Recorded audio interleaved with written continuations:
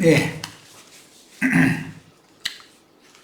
5페이지 상단부터 들어갑니다. 이번 자료는 9번 자료이죠. 자, 육의 몸으로 행한 결과만 보고 판단하는 법은 육체에 상관된 계명의 율법이며, 범죄 이전에 그 몸으로 행하는 범죄를 말한 거예요. 이전에 마음의 동기를 살피며 각자의 마음을 영으로 다스리게 하는 법은 사람의 영과 생명을 다루는 법이므로 생명의 성령의 법이라고 합니다. 그러니까 육체의 법은 죄와 사망의 법이라고 그러죠. 또 반대로 천연적인 옛사람에게 적용하는 유대인의 율법과 회개하고 복음이 믿어진 새사람에게 적용하는 그리스도의 율법은 천연적인 옛사람의 육적 자아에 따라 살다가 죽어 흙으로 돌아갈 때 그 영혼은 둘째 사망에 들어갈 자들과는 전혀 다른 차원의 낙원인 하나님의 낙원 천국에 들어가는 영적 자아, 육적 자아냐 영적 자아냐가 결국은 그 사람의 생명이 육에 있는 사람이냐 영에 있는 사람이냐를 구분하기 때문에 이것으로 하나님의 낙원에 들어갈 자들과 하나님의 심판, 즉 지옥 혹은 둘째 사망 불못에 떨어질 자들을 구분한다. 바리새인들의 의와 그들의 의보다 더 나은 제자들의 의는 육적 자아로 사는 자연인의 옳고 선한 행위와 그 영으로 영이 거듭나고 그 영의 양육을 받아 온전함을 이룬 영적 자아인, 이 자아라는 것은 혼생명을 말하는 거고 영적이라는 것은 영에 있는 혼이냐, 실제로는 그 말이죠. 새 영과 새 마음의 생명률에 따라 자연스럽게 사라지는 왕같은 제사장들의 생활이므로 인위적으로 하나님의 의를 사람이 어떤 방법이나 노력을 통해서 하나님의 의를 사람은 절대로 이룰 수 없다는 거예요. 기본적으로 정죄와 심판의 말씀인 모세의 율법은 아무것도 완전케 할 수 없으므로 주님이 완전케 해놓은 법을 그리스도 율법이라고 하는데, 새 법은 옛사람에게 말한 바라온 건 옛법이죠. 그러니까 나는 너에게 이르노니 그건 새 법이죠. 그리스도 율법이에요. 새 법은 회개하여 받으심이 된 새 사람의 마음과 생각에 그 영께서 기록하고 인을 쳐주시어 능히 죄의 능력과 권세를 이기고 그 영의 열매를 맺게 해주는 생명의 법칙입니다. 법이라고 하는 것은 어떤 규정이라는 뜻이기 때문에, 예를 들어서 뭐 만유인력의 법칙, 만유인력의 법칙 하면 모든 별들은 끌어당기는 법칙이 있다는 거예요. 그러니까 돌을 던지면 그 힘의 한계까지만 올라가고 다시 떨어지게 되어 있는 것이죠. 이런 것을 인력의 법칙이라고 하는 것처럼 성경에는 법이라는 용어가 굉장히 많아요. 그것은 법칙이라는 거, 일정하게 늘상 그렇게 한다는 거예요. 죄를 범하면 하나님의 심판을 받는 것은 정해진 규정에 따른 법칙이다 이거예요. 그것은 돌을 던지면 계속 올라가는 게 아니라 반드시 떨어지도록 되어 있는 법칙과 같은 이치인 것이죠. 하나님의 생명을 얻어서 믿음으로 행하는 사람에게는 낙원으로 데려간다고 하는 하나님의 약속이기 때문에 이것도 또한 법칙이다 이거예요. 자, 형제에 대하여 분노하는 사람은 이미 마귀에게 그 영혼을 정복당하여 자기의 옳고 선함이 지배하므로 그 사람의 자아를 사실은 마귀가 지배하는 것이죠. 자신과는 다른 관점을 가진 남을 도저히 용납할 수가 없는 가인이 그 대표인데, 지난 시간에 이게 강조해서 말씀드렸죠. 세상의 독재자라는 것은 자기 생각이 너무 옳고 자기가 너무 선하니까 다른 사람이 뭐 자기의 의나 선을 반대하면 죽이잖아요. 근데 이것은 대표적으로 가인이 아벨을 죽인 것은 이제 표상이고 대표적인데, 먼 훗날 유대교 지도자들이 예수님을 죽일 것에 대한 모형이 된 것이잖아요. 그럼 유대교 지도자들이 자신들이 하는 행위가, 그리고 자신들의 행위가 불의하다고 그것을 깨닫는다면 예수를 죽일 수가 없죠. 그러니까 자기가 너무 옳고 자기가 가장 선하기 때문에 자기의 옳음과 선함을 반대하면 참을 수가 없는 거예요. 이런 이것이 마귀는 그렇게 나타난다는 것이죠. 그런 성향이 강한 사람이 어떤 나라의 지도자가 되면 그 나라 국민들은 죽어나는 거죠. 이제 독재자를 만나는 거기 때문에. 그런데 가정에서도 남편이나 아내가 그러면은 깨지는 거예요. 가정이 유지가 안 되는 거예요. 이게 상대방이 무언 반대를 하면은 그걸 좀 수용도 하고 좀 깊이 생각도 더 해보고 이렇게 조금 물러날 줄도 알고, 내가 아무리 맞지만 물러날 줄도 알고, 이런 것을 할 수 있는 사람이 남편이어야지, 아내하고 한 가지에서 10가지까지 전부 다 맞으려고 그래. 그러면 못 사는 거죠. 가정이 깨지는 거죠. 그래서 하나님의 법칙에는 남자는 보자기고 여자는 주먹인데, 주먹으로 치면 보자기가 이렇게 그 야구 장갑처럼 세게 오는 공도 이렇게 받는 것이 아니라 이렇게 하면서 슬쩍 이렇게 뒤로 물러나가면서 받으면은 손이 손목이 부러지거나 이렇게는 않잖아요. 그게 기술인데 이게 필요하다는 거죠. 그런데 정치적으로도 그렇고 세상적으로도 그렇지만 종교적으로 이 세상 나라의 전쟁 중에서 가장 어떻게 해볼 수 없는 전쟁이 뭐냐? 종교 전쟁이다. 서로가 그거 아니면 안 되는 거거든. 용납이 안 되는 거예요. 다른 것은. 이게 마귀는 절대로 자기의 옳음과 선함을 0.0001도 양보가 안 되는 것이죠. 뒤로 물러난다는 건 있을 수 없다고 생각하는 거죠. 그게 마귀의 특징이다라는 거예요. 하나님은 그런데 세리와 창조와 모든 죄인들 당연히 죽여야죠. 하나님의 의와 하나님의 선을 이루는 일이니까. 그런데 그 사람들을 한 번 더 생각을 해보는 거예요. 그 사람들 내가 잘못했어요 라고만 한다면 하나님 생각을 돌이키고, 아이고 내가 창조해놓은 창조물인데 지가 저기 잘못한 걸 깨닫고 저기 잘못했다 하니 내가 지고 말해야지, 이런다는 거죠. 그런 하나님을 만나지 못하면 구원받을 육체는 하나도 있는 것이죠. 사람으로 하여금 범죄하도록 격동시킨 마귀의 살아있는 실존인 육적 자아에 거하는 마귀의 실존이며, 옛사람의 육적 자아를 지배하는 죄를 심판하고 회개하고 복음을 믿은 영적 자아인 영에 있는 새 사람은 구원하는 것이 목적인 그리스도의 율법. 오히려 죄를 간과해서 그냥 없는 척 있는 척 이렇게 그냥 구렁이 담 넘어가는 식이라고 그러는데 이렇게 덮어버리고, 우리나라 지금 어떤 분이 자기 그 집안 사람의 어떤 문제가 있으면 구름이 담 넘어가다 이렇게 덮어버려. 그리고 다른 사람이 그게 만분의 1이라도 못 참으면 그것은 절대로 용납을 못해. 이러니까 이제 시끄러운 거예요. 그냥 나라가. 옛나라가 다 욕을 바가지로 하고 뭔가 공의가 없다는 것이죠. 그 사람의 옳음이지 그건 공적인 옳음이 아니지 않냐. 그 사람의 선이지 그것이 공적인 선이 아니지 않냐. 그러면 누가 죽어나냐면 국민들만 죽어나는 거지 뭐.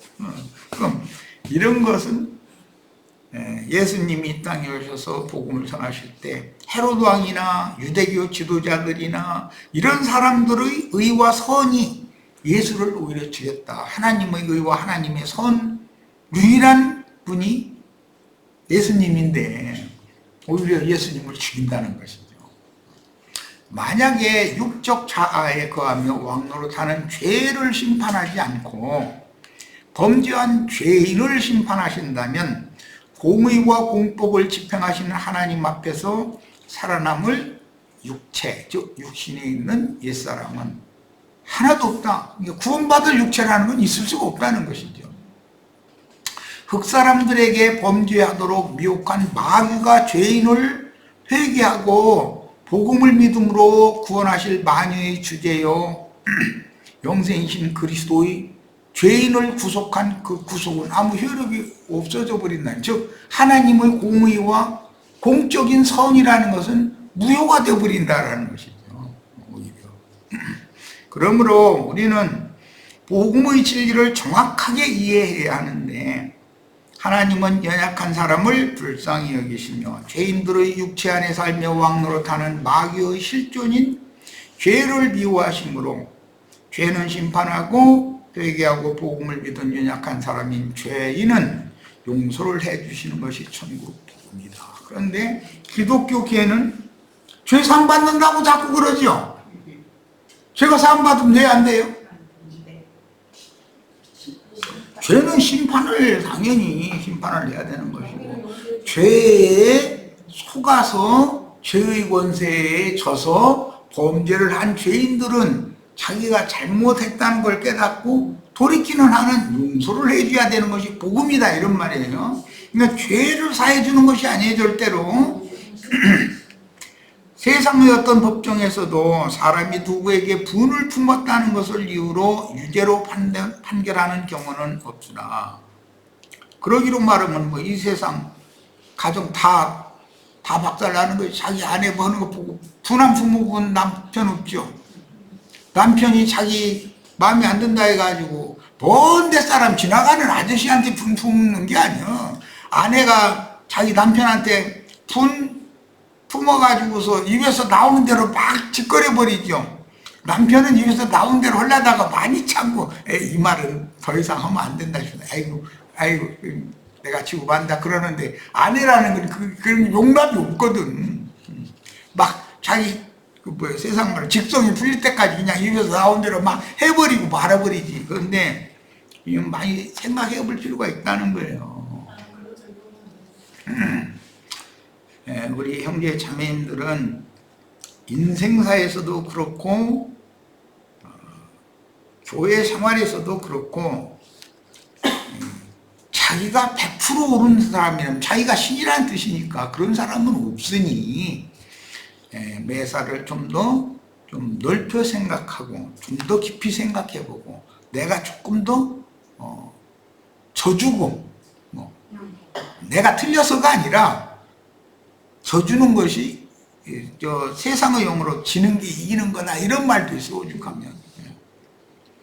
그래야 되는데 그냥 분을 품었다는 것 자체 때문에 결과적으로 그 분을 품은 것은 생각이 그런 건데, 생각이 더럽혀진 건데, 그 생각을 돌이키려고를 않고 영의 생각으로 육의 생각을 돌이켜야 되거든. 그렇게를 않고 속에서 끌어오르는 대로 다음 최종적으로는 살인으로 간다는 거예요. 여기서 뭐 미련한 놈이니 뭐 락하니 뭐 해가면서 이게 이제 입에서 나오는 대로 이제 욕지거리를 했다, 그 말인데, 그냥 욕만 해도 지옥 자식이 지옥으로 던져넣는다는데 살인을 아예 해버리면 그건 뭐 안 되는 일이죠. 자, 이제 형제라는 이 아델포스라는 용어는 가인과 아벨의 혈연 관계에서 비롯된 용어지만, 히브리인들은 가인과 아벨은 한 부모에게서 났잖아요. 그러니까 형제잖아요. 아브라함의 자손들로서 이삭의 아들 야곱의 12아들이 생육하고 번성하여 이스라엘 왕국이 되었다는 의미로 확대 해석하여 동족을 호칭할 때 형제, 자매로 호칭을 했었고, 원수 관계의 부족이 서로 양 부족이 화해하면 통상을 이제 서로가 허용이 되는 거예요. 그런 경우는 형제라고 불렀다. 자, 이스라엘의 이런 혈연적인 형제 자매의 관계는 신약에서 사람으로 오셨던 예수의 피로 구속받고 살려주는 영이 되어 재림하신 그 영으로 영이 거듭난 모든 성도를 일컫는 용어가 되어 영적으로 실현되었으므로 주님의 왕국은 부활하신 주님의 형제 자매들로 이루어진 하나님의 본속들을 위한 하나님의 낙원, 이걸 천국이라고 그러는 거예요. 천국이요 위에 있는 예루살렘은 하나님의 도성입니다. 그러니까 대한민국이라는 나라는 서울이 도성이잖아요. 그런 것처럼 많은 도시들이 있지만 그 머리가 되는 머리 성읍이 있게 마련인데, 그 하나님 나라 천국의 머리 성읍을 거룩한 성 새 예루살렘이라고 한다는 거예요. 자, 그러므로 천국의 자녀들인지 많은 물 위에 앉은 큰 음녀인 세상 교계에 속한 마귀 자식들인지의 여부는 호칭을 통해서 즉시 드러나는데, 이 형제 자매라는 용어, 이 호칭을 누구를 그렇게 부르는 거, 이것은 어떤 가정에서 친형제도 있고, 이제 한층을 건너면 사촌도 있고, 제동 사촌도 있고, 뭐 육촌 사촌도 있고, 이제 이렇게 건너가는데 형제라고 그러잖아요. 그거는. 자, 그런데 그런 형제라는 호칭을 생명의 흐름이 같은 조상에게서 나온 혈연 관계의 형제라는 호칭은 영적인 관계에서 하나님의 성령으로 영이 거듭난 사람들을 일컫는 호칭이 되는 거다, 이런 말이에요. 자, 그런데 영적인 신앙의 세계에서 신부, 목사라는 성직자들이 따로 있고, 그들은 호칭을 신부님, 목사님이라고 불러주기를 원하는 거예요. 그러면 무슨 뜻이에요? 형제지만 그 사람이 교수냐, 판사냐, 변호사냐, 검사냐 등등 세상 직업으로 불러주기를 원한다, 이 말이죠. 형제는 그 동생이, 형은 배운 것이 없이 땅이나 파는 농군이고, 동생은 어떻게 해서 공부해가지고 좋은 직업을 가진, 예를 들어서 검사, 판검사, 무슨 행정관서라면 서기관, 이제 이런 사람이면, 서기관님, 아니 자기 동생 그렇게 불러달라고 한다는 건, 동생이면 아무 개야 하면 생명관계에서 네 형님 하고 당연히 해야 맞죠, 질서가. 그런데 그건 생명의 질서를 무시하고 세상 어떤 높은 지위를 가졌느냐, 그런 것에 더 관심을 둔다. 그것은 이 사람은 세상 사람이라는 것을 반증하는 거 아니냐, 이 말이에요. 그래서 호칭, 믿음 세계 안에서 어떤 호칭을 들어보면 그 사람이 영적인 사람인지 육적인 사람인지를 분별을 금방 할 수 있다는 거예요. 그러므로 천국의 자녀들인지 많은 물 위에 앉은 큰 음녀인 세상 교계에 속한 마귀 자식들인지의 여부는 호칭을 통해서 즉시 드러난다. 신부님, 목사님, 교회 안에서도 장로님, 권사님, 집사님, 자꾸 집사는 너무 너그러서, 아주 너그러서 그냥 아무나 보면 집사님이라고 그러면 다 돌아봐. 그런데 형제님, 자매님 하면 사람들이 안 돌아봐. 이게 형제 자매들은 많지 않다는, 기독교 교회는. 이런 말이야. 세상에서 길거리 가서 종로통에서 사람들 바글바글한 데 가서 사장님 부르면 다 쳐다본대잖아. 특히 동대무시장, 남대무시장 그 한복판에서 사장님 부르면 다 쳐다본대. 사장이라는 거야, 다들. 그런데 거기서는 아무개야 하고 불러야 자기하고 더 절친한 많은 사람들 중에 그 사람이 드러나는 것 같은 거다, 이런 말이야. 그러니까 우리가 형제님, 자매님이라고 이렇게 호칭을 하는, 성경대로 호칭을 하는 것이 얼마나 중요한 문제인지를 알 수 있다. 그 사람이 생명관계에서 한 하나님, 한 교회의 생명으로 태어났느냐. 형제 자매죠. 그걸 이제 권속이라고 그래요. 그런데 목사님, 뭐 신부님, 뭐 장로님, 뭐님 해서 하면 대부분 그거는 나는 기독교인이라는 말에 교회에 속한 하나님의 권속이라는 것과는 다른 얘기인 거죠. 예, 기독교인이 되지 말고 하나님의 사람, 그리스도의 사람이 되어야 된다 그런 말이에요. 중요한 거는 성경에서 형제라는 호칭은 한 아버지와 어머니의 자녀들이라는 뜻으로서 한 하나님, 한 주, 한 성령 안에서 한 심령을 받아 한 몸을 건축하고 있다면 당연히 동일한 그 부모의 생명을 받고 태어났으니까 형제, 자매라고 호칭하는 것이므로 성직자와 평신도를 나누는 개념의 신부 또는 목사라는 종교적인 호칭을 교회에서는 사용하면 안 된다. 이런 얘기하면 아마 신부 목사들은 되게 은근히 기분이 나쁠 거야. 말은 맞은데 용납이 안 될 거야 아마. 그럼 독재자로 그냥 살다 죽는 수밖에 없지 뭐 어쩌겠어. 자, 마태복음 12장 48절로 50절. 말하던 사람에게 대답하여 이르시되 누가 내 어머니며 내 동생들이냐 하시고 손을 내밀어 제자들을 가리켜 이르시되 나의 어머니와 나의 동생들을 보라. 예수님이 맏형이고 제자들은 동생들인 거죠 지금. 그런데 육신적인 동생들이 있었어요. 그런데 육신적인 동생들을 일컬은 것이 아니라 제자들을 가리켜서 이렇게 말씀하셨다는 거예요. 이것은 완전히 영적인 형제자매 관계다라는 말이잖아요. 누구든지 하늘에 계신 내 아버지의 뜻대로 하는 자가 내 형제요 자매요 어머니니라. 그러니까 육신적인 형제 자매 개념과는 전혀 다른 형제 자매 개념을 예수님 선포하시는 중이죠. 자, 요한복음 20장 17절로 18절. 예수께서 이르시되 나를 붙들지 말라. 내가 아직 아버지께로 올라가지 아니하였노라. 너는 내 형제들에게 가서.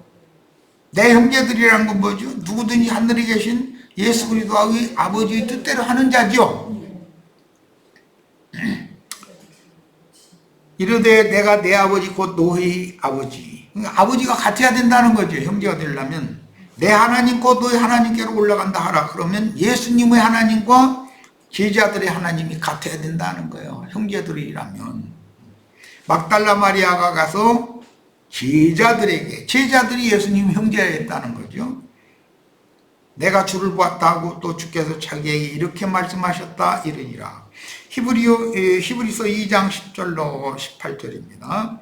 그러므로 만물이 그를 위하고 또한 그로 말미암으니가 많은 아들들을 이끌어 영광에 들어가게 하시는 일에 그들의 구원의 창시자를, 구원의 근원자는 예수님이다라는 거예요.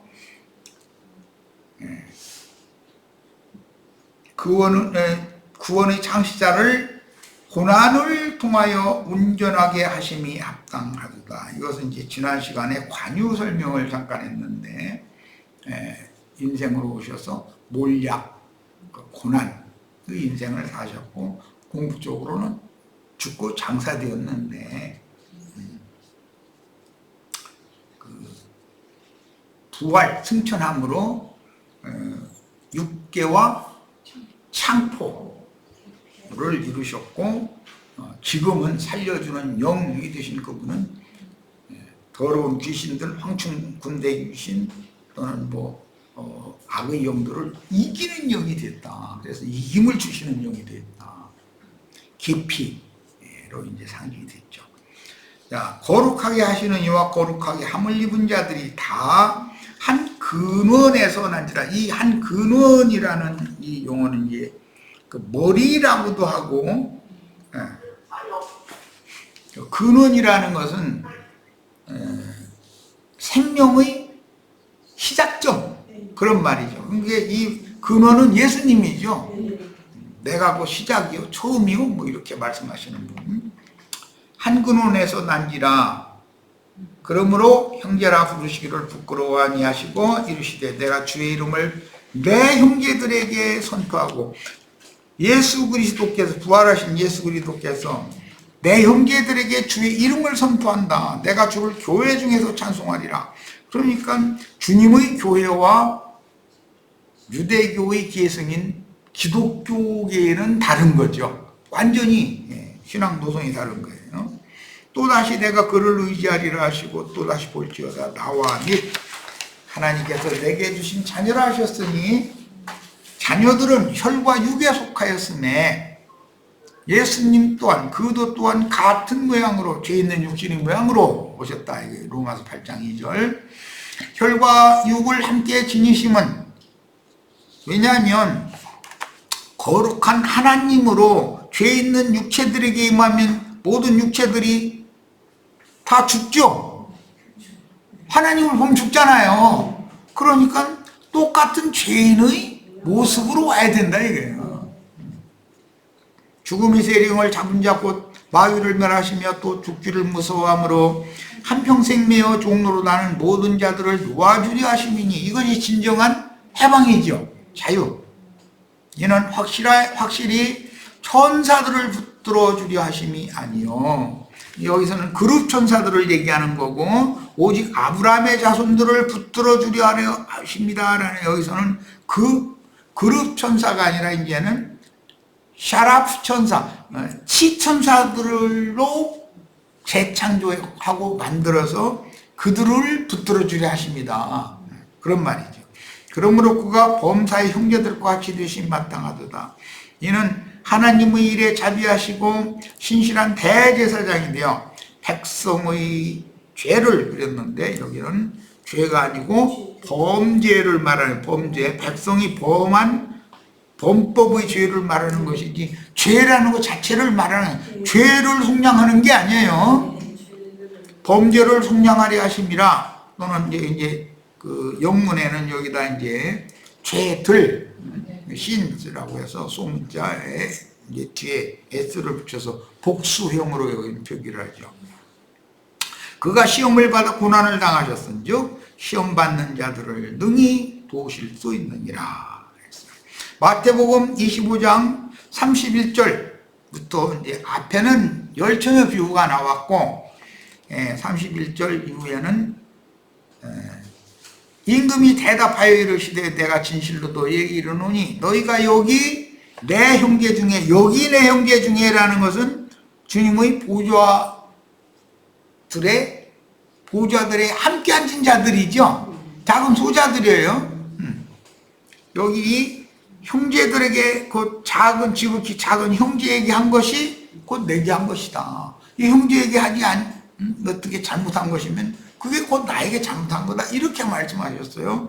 자, 그래서 이제는 머리와 몸이라는 개념을 지금부터 설명을 한 거예요. 자, 머리라는 말은 으뜸이라는 말도 되지만 아버지라고 할 때 그건 머리라는 뜻인 거예요. 근원자 시작점 그런 뜻이라.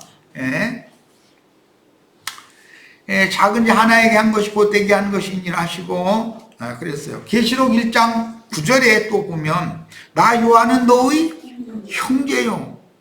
요한이 난 사도요 이렇게 말한 것이 아니죠. 사복음서에서는 요한이 사도였죠.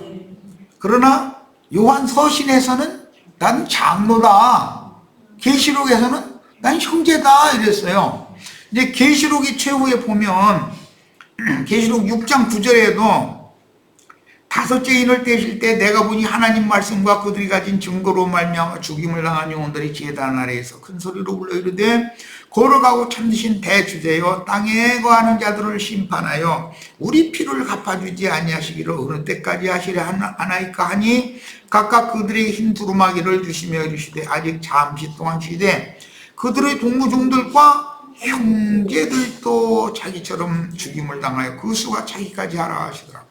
형제라는 걸 강조한다. 계시록의 마지막에서는 여기 가서는 신부님, 목사님, 복음서에도 없지만 일반 서신서 이제 로마서에서 유다서까지 서신서에서도 신부, 목사라는 용어는 없어요. 없지만 계시록에서는 특히 형제라는 걸 강조한다. 자, 이제 계시록 19장 9절로 10절 봅니다. 계시록 말씀을 요한에게 하나님의 계시를 계시하도록 보냄받은 천사가 하는 말이에요. 요한에게 천사가 내게 말하기를 기록하라. 어린 양의 혼인잔치에 청함을 받은 자들은 복이 있도다 하고 또 내게 말하되 이것은 하나님이 참으신 말씀이라 하기로 내가 그 발 앞에 엎드려 경배하려 하니 그가 말하기를 그 발 앞에라는 건 자기에게 이런 모든 계시를 준 천사의 발 앞에 엎드려서 경배하려고 하니까 나는 너와 및 예수의 증언을 받은 네 형제들과 같이 된 종이다 이렇게 표현을 했어요. 그러니까 이 천사는 그도 역시 사람으로 와서 하나님의 사명을 충성되게 하다가 샤랍 천사가 된 그 천사이죠. 그러니까 사람 천사란 말이에요. 야, 그런데 요한의 형제다 이거예요. 요한의 형제. 내 형제들과 같이 된 종이다. 이것은 하나님 말씀과 저희가 가진 증거로 인하여 목배임을 받은 자들의 형제라는 거잖아요 지금. 자, 22장 계시록 8절로 9절 여기까지 읽고 마치겠습니다. 저 시간. 이것들을 보고 들은 자는 나 요한이니 내가 듣고 볼 때 이 일을 내게 보이던 천사의 발 앞에 경배하려고 엎드렸더니 그가 내게 말하기를 나는 너와 네 형제 선지자들과 또 이 두루마리의 말을 지키는 자들과 함께 된 종이니 그리하지 말고 하나님께 경배하라 하더라. 그랬어요. 자, 여기 보면 형제라는 말과 다른 어떤 호칭이 어떤 차이가 있는지를 성경의 결론인 계시록에 가서는 아주 명확하게 증거가 되고 있는 거죠. 그런데 기독교계에서는 신부님, 목사님, 이만희 그룹에서도 이만희 씨 이렇게 말하면 거기는 난리가 아니라도만 나는 그 사람들 그런 것 때문에 날뛰는 건 보지는 못했지만 무슨 총회장 이만희 총회장님이라고 불러야 된다고 그래. 그러니까 그들은 그런 호칭을 들어보면 그들이 영이 어떤 영을 가지고 있는지 그들의 생명의 근원이 어디에서부터 이어지는지를 금방 알 수 있다는 거예요.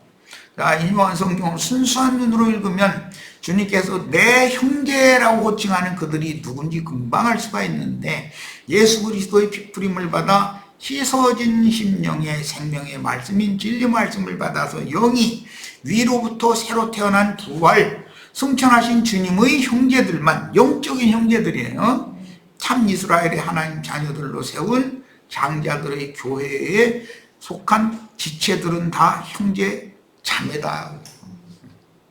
형제를 대하여 이제 마태복음 5장 이 말씀 때문에 지금 말씀 나눈 건데 라가라 형제 보고 라가라 했다. 그러면 한 하나님의 자녀들을 이렇게 세상에서 이제 욕을 때 그 사람 골빈 사람 뭐 이렇게 말하지 통 비었다 아무 생각 없이 개념 없이 사는 사람이다 이렇게 말을 하는 이제 그런데 누구 보고 이렇게 한다는 말이냐면 형제 보고 이렇게 한다는 거예요. 그런데 여기서 말하는 예수님이 형제라고 말한 것은 자신을 말한 거다.